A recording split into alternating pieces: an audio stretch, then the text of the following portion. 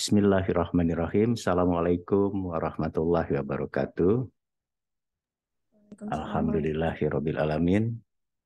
Puji dan syukur kita panjatkan kehadirat Allah Subhanahu wa taala.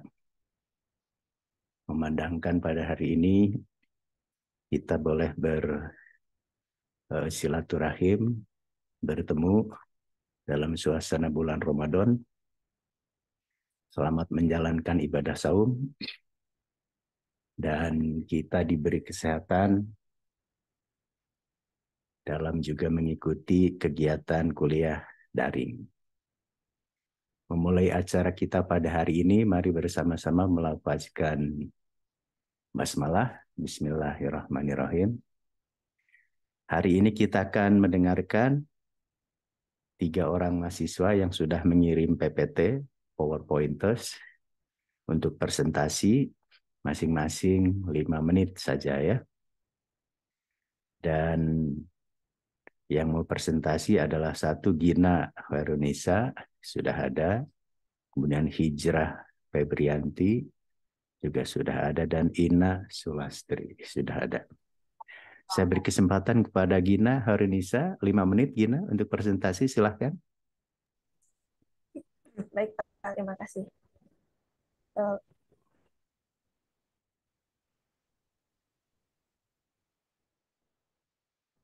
Terima kasih atas kesempatan yang diberikan. Perkenalkan, nama saya Gina Indonesia akan mempresentasikan mengenai perkembangan Islam di Kerajaan Gua Talo. Nah, perkembangan Islam dari Kerajaan Gua Talo ini, pertama-tama kita jelasin dulu integrasi dari Gua Talo, bagaimana bisa mereka menjadi kerajaan kembar. Awalnya ini dikarenakan perang yang terjadi antara Kerajaan Gua dan Talo yang dimenangkan oleh Kerajaan Gua. Tetapi daripada menjadikan Kerajaan Talo sebagai daerah taklukan, Kerajaan Gua menjadikannya kedudukannya menjadi sama gitu kan, menjadi seperti saudaranya sendiri.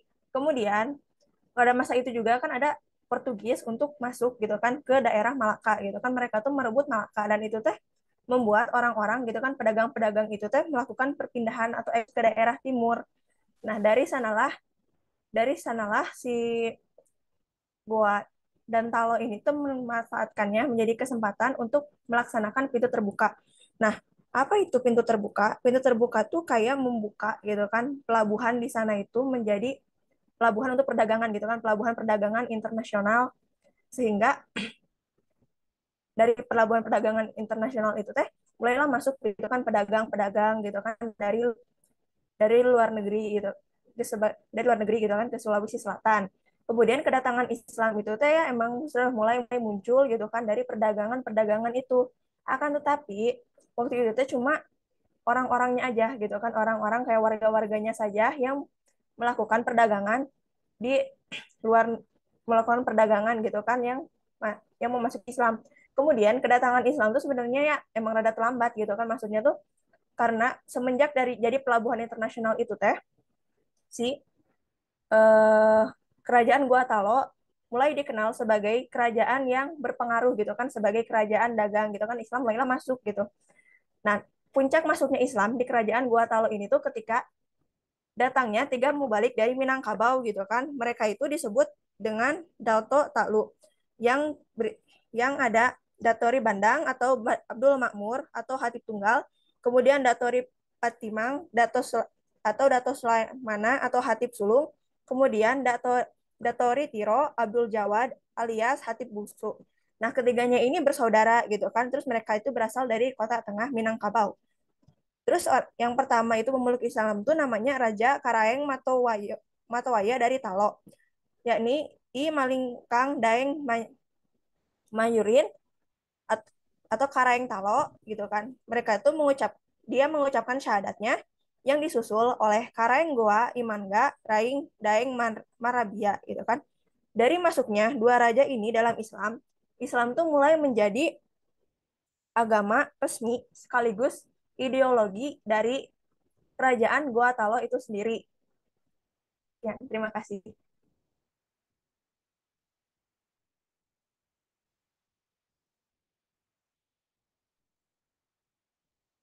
Sudah Gina? Sudah, Pak. Silakan di close. Oke. Terima kasih dan selanjutnya kita akan mendengarkan presentasi dari Hijrah Febrianti. Hijrah sama 5 menit juga, silakan. Baik, Pak. Sebentar.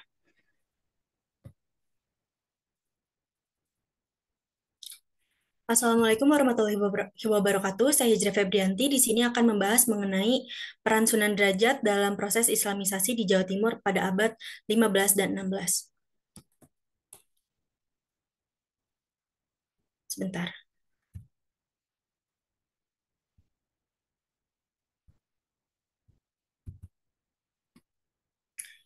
Sunan Derajat atau Raden Kasim diperkirakan lahir pada tahun 1470 Masehi. Sunan Derajat adalah putra bungsu dari Sunan Ampel dan Nyi Ageng Manila.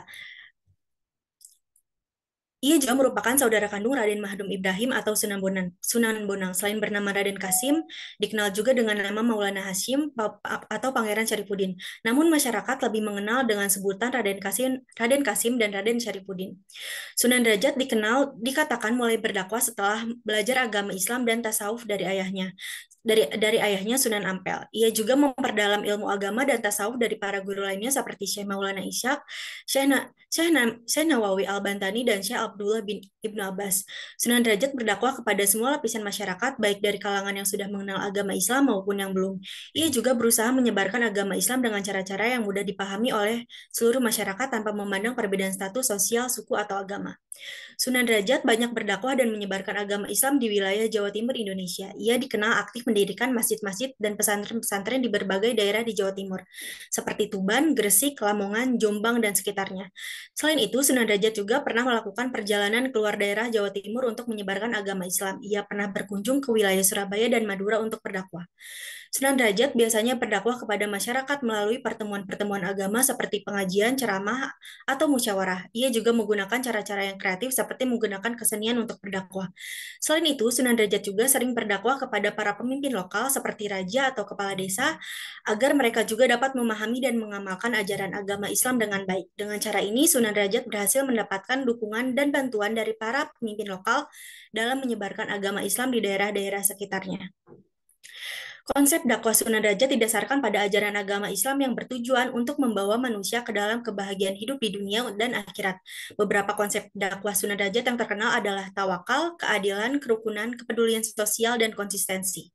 Sunan Derajat juga memperkenalkan Islam melalui konsep dakwah bil hikmah dengan cara-cara bijak tanpa pemaksaan. Dalam penyampaian ajarannya, Sunan Derajat menggunakan prinsip Papalipitu dan catur piulang dalam mengajarkan ajaran agama Islam kepada masyarakat. Karena kedua prinsip tersebut saling melengkapi dan memperkuat satu sama lain dalam pengajaran agama Islam. Prinsip Papalip itu membantu Sunan Derajat dalam memahami ajaran Islam secara holistik dan menyeluruh, sehingga ajaran Islam dapat diaplikasikan dalam kehidupan sehari-hari. Dalam hal ini, prinsip Papalip itu membantu Sunan Derajat untuk memberikan pengajaran yang lebih terstruktur dan sistematis kepada para murid dan pengikutnya dalam memahami ajaran Islam. Sementara itu, prinsip catur piulang membantu Sunan Derajat dalam mengajarkan ajaran agama Islam dengan cara yang mudah dipahami dan diterapkan dalam kehidupan sehari-hari.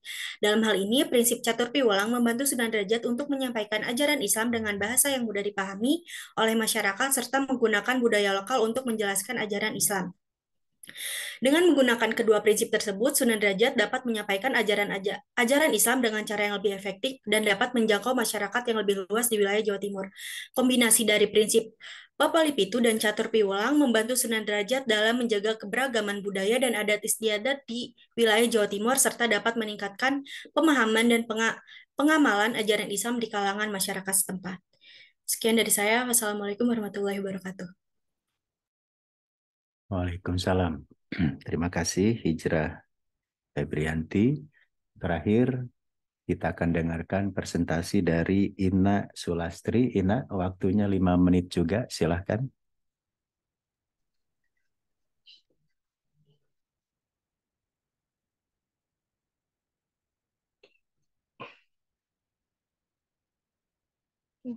Baik Pak, terima kasih atas kesempatannya. Perkenalkan saya Ina Sulastri dengan NIM 2207683 yang akan menjelaskan tentang peran ulama dalam penyebaran Islam di Kesultanan Palembang Darussalam abad ke-17 sampai ke-19 Masehi.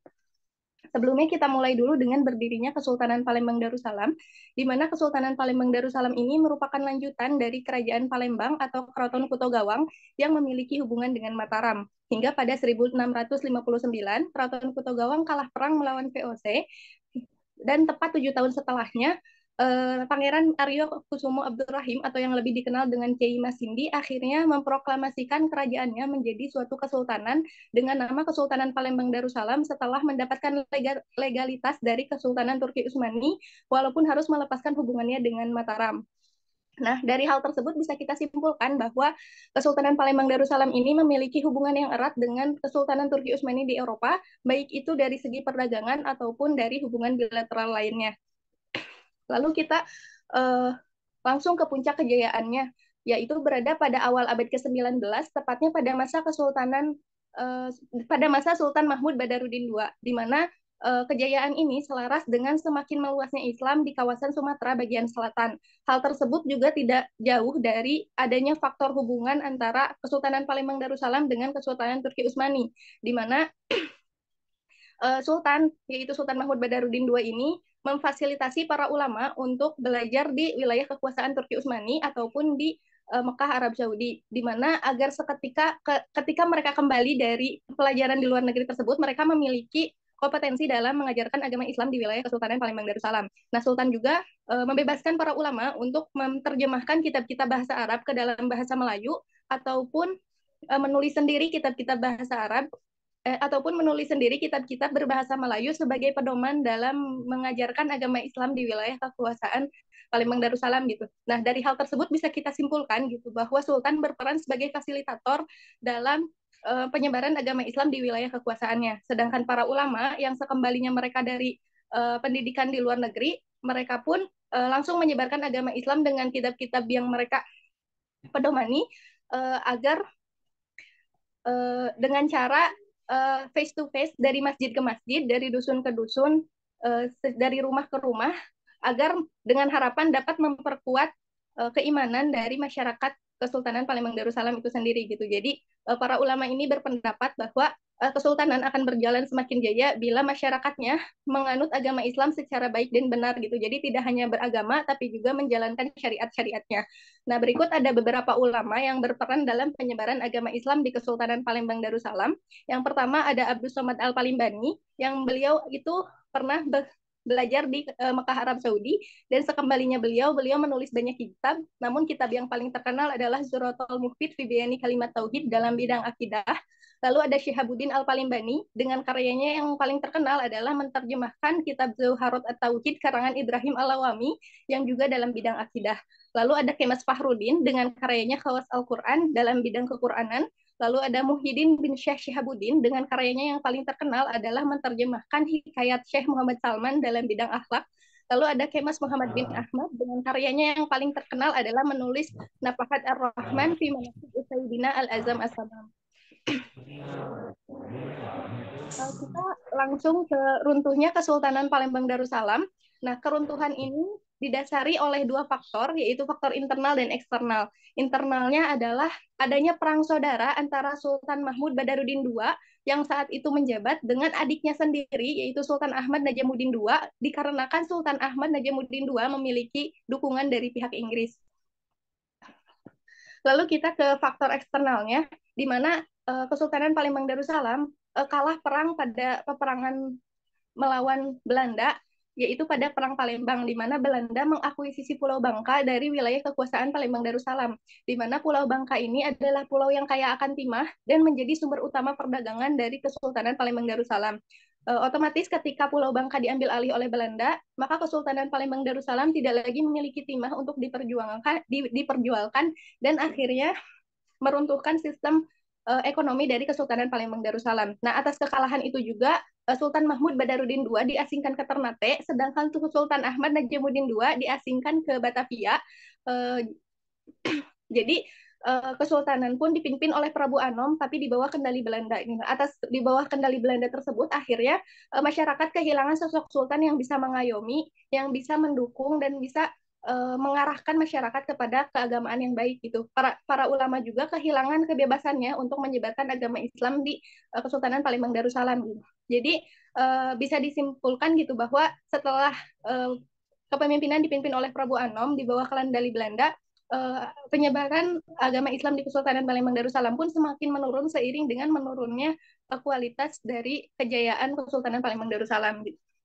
Nah, hingga akhirnya pada 1824, Kesultanan Palembang Darussalam pun resmi runtuh secara menyeluruh dan sistem kekuasaannya pun digantikan dengan sistem kekuasaan dari pemerintah kolonial Belanda. Mungkin segitu saja yang bisa saya sampaikan.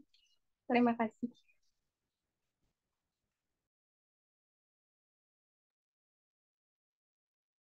Oke, terima kasih Ina Sulastri. Silakan di close kalau sudah selesai.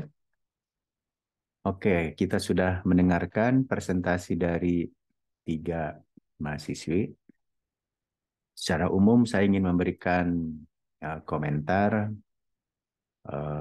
Ya cukup bagus ya presentasinya, walaupun masih kronologis, deskriptif, perlu lebih dipertajam analisisnya supaya jelas judul atau tema atau topik yang Anda pilih itu ya. Jadi sejarah itu adalah untuk memahami satu peristiwa, satu kejadian. Jadi judul yang Anda pilih itu sebaiknya dikupas lebih mendalam dan lebih komprehensif supaya orang paham ya, tentang judul yang Anda pilih. Oke, saya mau share screen untuk memberi komentar seorang-seorang ya. Pertama Gina ya, Gina Herunisa. Perkembangan Islam di Kerajaan Guatalo tahun 1605-1667. Oke, ini sudah judul sejarah, ada unsur diakronisnya, ada unsur periodenya. Tapi itu pembahasannya masih deskriptif ya, kronologis, analisis sebab akibat dan pemahaman terhadap terutama tokoh ya, tokoh penyebar agama Islam, ataupun kalau bukan ulama mungkin sultannya itu siapa, bagaimana cara menyebarkannya, itu perlu dianalisis lebih mendalam dan komprehensif ya. Jadi mungkin Anda harus menyinggung tentang peranan Datori Bandang ya, atau Syekh Yusuf Al-Makassari, atau Sultan sendiri, Sultan Alauddin Al-Islami, Sultan Hasanuddin sendiri, supaya jelas ya apa perkembangan Islam di Kerajaan Guatalo itu. Termasuk kalau Anda baca buku saya, itu raja pertama Guatalo itu mengundang para ulama dari Islam dan pendeta dari Kristen ya untuk memilih dia mau memeluk agama apa. Jadi terjadi satu perdebatan teologis ya. Jadi memilih Islam itu bukan karena keturunan Guatalo itu, tapi karena pilihan. Setelah mendengarkan perdebatan teologis tentang Tuhan dari ulama Islam dan dari pendeta Kristen, itu yang harusnya dikupas ya, dianalisis. Mungkin ini erat kaitan dengan sumber ya, walaupun sumbernya sudah 10, tapi Anda nih Gina, cara nulis daftar pustaka pun nggak benar ya. Gimana coba, masa hanya judul aja, harus ada nama pengarang ya, harus ada nama penerbit, nama kota. Jadi agak aneh hanya menuliskan judul-judulnya, jangan-jangan nggak Anda baca karena itu penjelasannya hanya deskriptif kronologis ya. Tambah dengan sumber standar dan relevan supaya Anda paham tentang perkembangan Islam di Guatalo di Sulawesi Selatan itu ya. Baca bukunya Rick Cleve, baca bukunya Leonard Andaya ya, The Heritage of Arung Palaka, itu penting itu ya. Atau baca Islamisasi Makassar oleh Nurduin ya. Nah, termasuk harus baca buku saya ya. Jadi agak aneh mahasiswa sejarah tapi kurang paham tentang buku-buku standar pada satu daerah, pada satu tempat ya. Oke, itu komentar saya untuk Gina. Untuk hijrah ya. Peran Sunan Derajat dalam proses Islamisasi di Jawa Timur. Hijrah, Anda orang Jawa atau orang Sunda hijrah? Sunda, Pak. Sunda.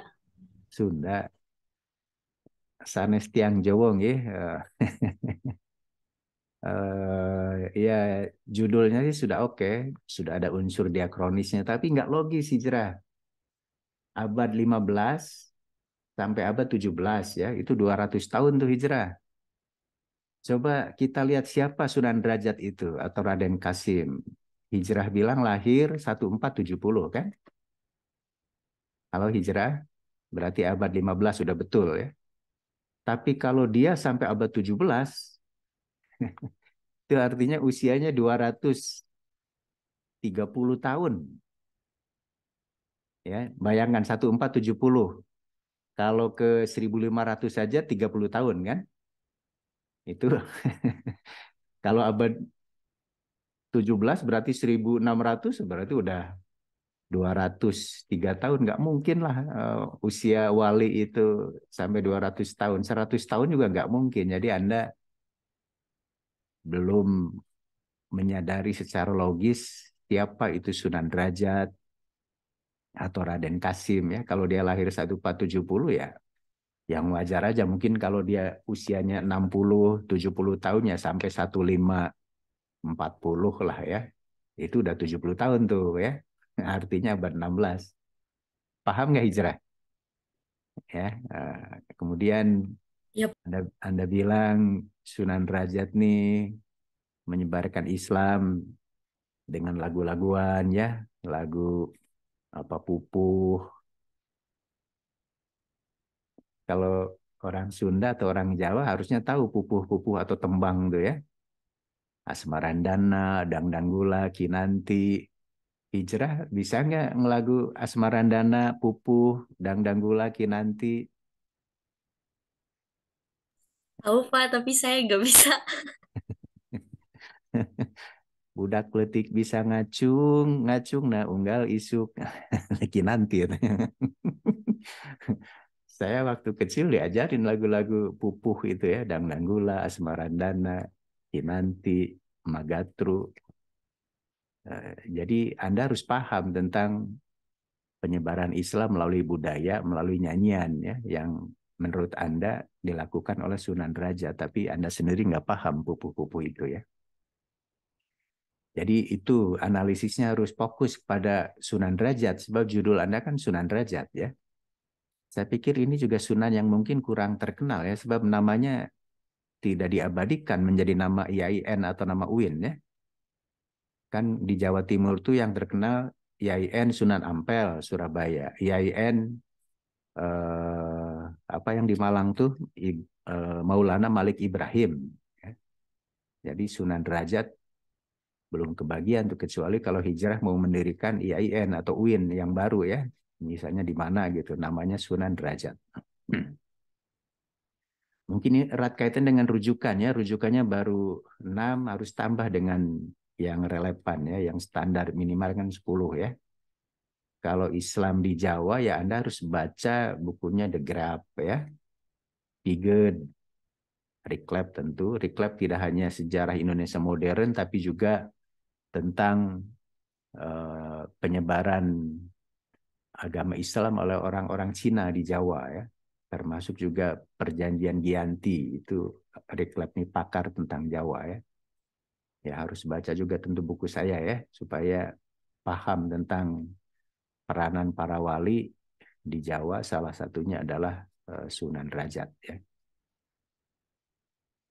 Begitu hijrah ya, coba hijrah wawasannya dari tidak tahu menjadi tahu ya.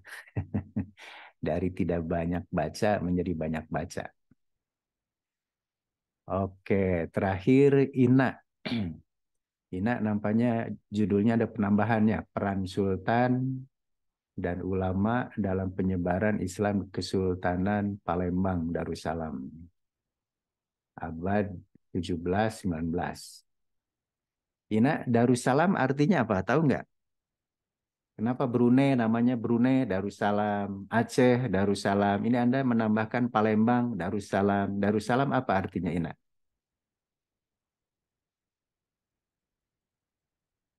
Masih unmute. Darussalam apa, Ina? Apa ya? Ya tahu ya. Tanya ke Atuk Google ya. Kenapa Brunei pakai Darussalam, Aceh pakai Darussalam. Sekarang Anda bilang Palembang juga pakai Darussalam ya. Kenapa Bandung nggak pakai Darussalam? Bandung malah berhiber atau Bandung juara. Harusnya Bandung Darussalam juga ya. Oke, judulnya sudah oke, ada unsur diakronis ya. Tapi sama seperti yang membahas Gua Talo tuh, Ina, coba dianalisis secara komprehensif mendalam, karena kan Anda mau mengkaji peran sultan dan peran ulama ya. Jadi seperti apa Sultan Palembang itu cara menyebarkan agama Islamnya, seperti apa ulama di Palembang itu menyebarkan agama Islamnya. Jangan dibayangkan seperti sekarang pakai tabligh ya, pakai ceramah di YouTube ya atau di televisi. Jadi harus ini jangan lupa abad 17, abad 19 Anda harus tahu cara-cara penyebaran Islam yang dilakukan oleh istana, dilakukan oleh sultan atau dilakukan oleh ulama istana tentu ya. Itu supaya jelas, jangan membayangkan penyebaran Islam itu seperti dilakukan sekarang ya. Ulamanya ceramah dari satu tempat ke tempat lain, nah, tidak begitu ya. Jadi Anda minimal kalau ulama misalnya Abdul Samad Al-Palimbani, dia menulis kitab, harus dianalisis kitabnya, apa yang dia ajarkan ya. Kalau dia menganut satu ajaran tasawuf apa dan bagaimana cara mengamalkannya. Jadi harus begitu. Termasuk sultan ya. Jadi sultan siapa misalnya seperti apa mengajarkannya, masa sultan ceramah kan nggak mungkin ya.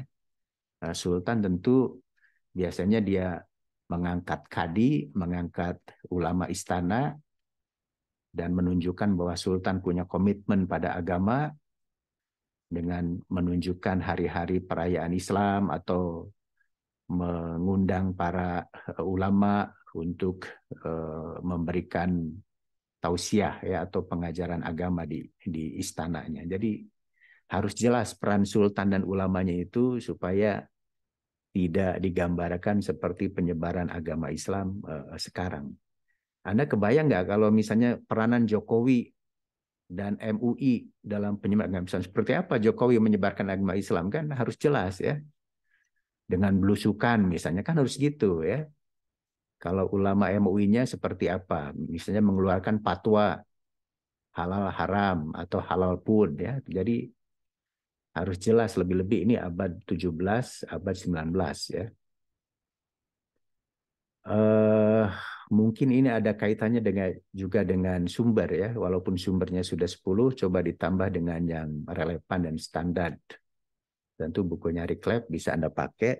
Kalau tentang ulama-ulama di Nusantara, abad-abad itu Anda harus baca disertasinya Ajumadi Ajra ya. Jaringan ulama di Asia Tenggara, di Indonesia, di Nusantara ya. Jadi supaya paham Abdul Samad Al-Palimbani, Syekh Ahmad Khotib Al-Minangkaboi, Muhammad Arsad Al-Banjari, Andi Suwirta Al-Subangi. Nah, itu harus paham apa bukunya Ajumadi Ajra itu ya. Ya baca juga lah buku saya supaya paham mengapa nama-nama ulama dulu selalu merujuk pada nama tempat dia ya, untuk menunjukkan bahwa dia berasal dari kampung dia ya. Jadi Hijrah Febrianti Al-Bandungi berarti dari Bandung kan. Nah, jadi harus begitu. Ina Sulastri Al-Garuti, di Garut ya Ina ya? Oh bukan. Gina Horinisa Al-Sumedangi misalnya kalau dari Sumedang ya.